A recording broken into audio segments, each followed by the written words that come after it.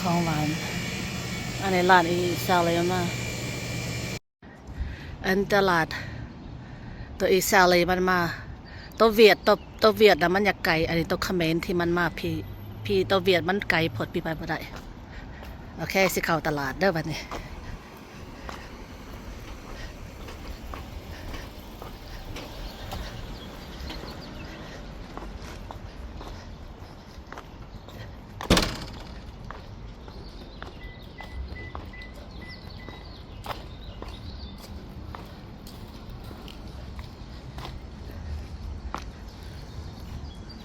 ผัก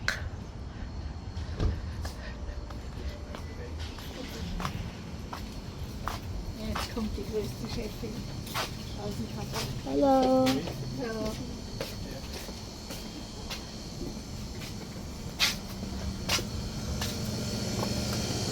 Hello.